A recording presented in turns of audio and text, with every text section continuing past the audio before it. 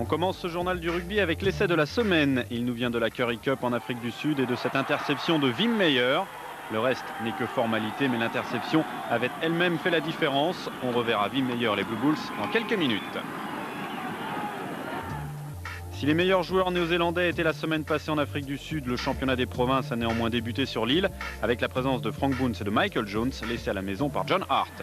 Canterbury recevait Otago et après 26 minutes de jeu, c'est Otago qui prend l'avantage. Sur le regroupement, la défense de Canterbury est hors jeu, mais l'arbitre laisse l'avantage. Bien vu, car l'arrière d'Otago vient s'intercaler et servir son ailier Romy Ropati, qui se charge du reste. Il permet à Otago de compter 7 points d'avance. 7 points qui sont devenus 10 au début de la deuxième mi-temps. Canterbury est à nouveau pressé dans ses 22 mètres. Galère écarte pour Laney, lancé. C'est lui qui avait donné le premier essai. Le deuxième, il ne le doit à personne. 3 défenseurs sont pris sur cette feinte intérieure. À 10 minutes de la fin, Canterbury compte 16 points de retard. Tout est perdu sauf l'honneur. La fierté de Canterbury est portée par Nathan Mojer. Une course de 40 mètres initiée par une percée de Daryl Gibson. Mais Otago s'impose à Canterbury 41-23. Taranaki recevait North Harbour qui résiste dans ce match grâce à Frano Botica, auteur des 6 points qui les maintiennent à hauteur de Taranaki. Mais la pression devient de plus en plus forte. À la suite de ce énième regroupement, c'est Frank Boone qui arrête la charge sous les poteaux. Mais il ne fait que reculer l'échéance. Quelques secondes plus tard, Filippo Toala inscrit le premier essai du match après 36 minutes de jeu. Au passage, on a un peu plaqué dans les nuages du côté de la défense de North Harbour.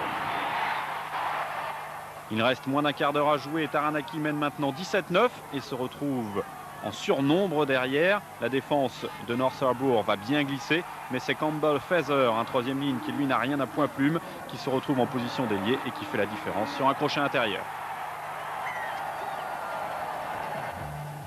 Et on termine ce petit tour néo-zélandais avec le Ranfurly Shield. Ce trophée, né en 1902, bien avant le championnat, oblige le tenant à le mettre au moins 7 fois en jeu par saison.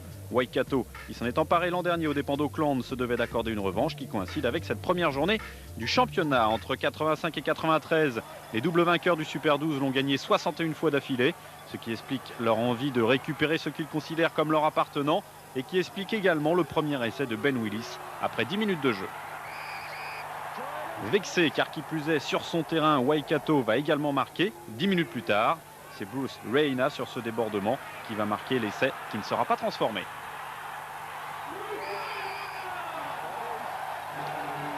Le troisième essai sera encore plus rapide. On joue depuis moins de 25 minutes.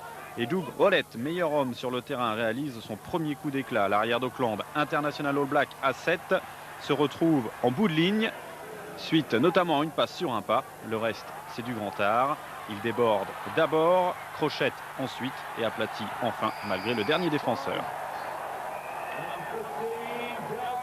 Waikato revient encore à la marque alors qu'il reste à peine plus d'une minute à jouer en première période.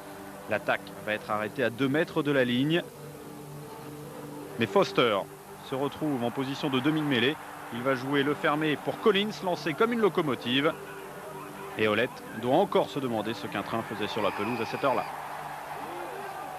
Waikato reprend l'avantage pour le garder presque toute la deuxième période. Auckland pensera pourtant avoir fait le plus dur grâce encore à Hollett. Sur une attaque somptueuse, il est repris quasiment sur la ligne, mais à ce geste magnifique pour Fino Maka. 23-21 pour Auckland qui ne récupérera néanmoins pas ce Ranfurly Shield. Waikato s'impose en 24-23 grâce à une pénalité réussie à 2 minutes de la fin. Les autres résultats de cette première journée avec la victoire de Southland 13-12 contre Wellington et celle de Counties 23-17 sur le terrain de Northland.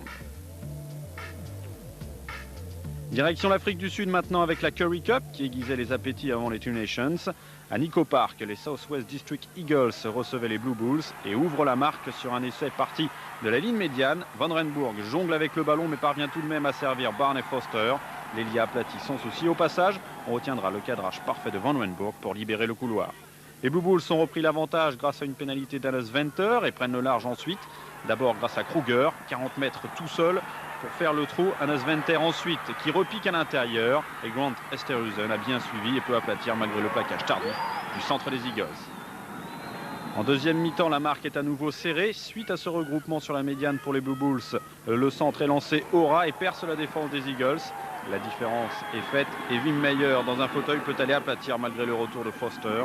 Deuxième essai personnel et consécutif pour Wim Meyer et victoire des Blue Bulls devant les Eagles, 32-29. Il s'agissait de la seule victoire à l'extérieur. Free State Cheetah, Northwest, les Gautens Falcons et Bolland s'imposent sur leur terrain. Du même coup, Free State garde un point d'avance sur les Blue Bulls et les Eagles sont 7e.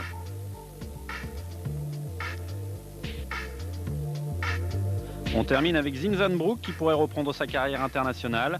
Je considérerai attentivement cette offre si elle m'était faite, a-t-il déclaré à des journalistes néo-zélandais. Mais le président de la fédération, Rob Fisher, a déclaré qu'un tel retour est improbable car Zinzanbrook, actuellement au Harlequins, devrait revenir jouer en Nouvelle-Zélande pour être sélectionnable.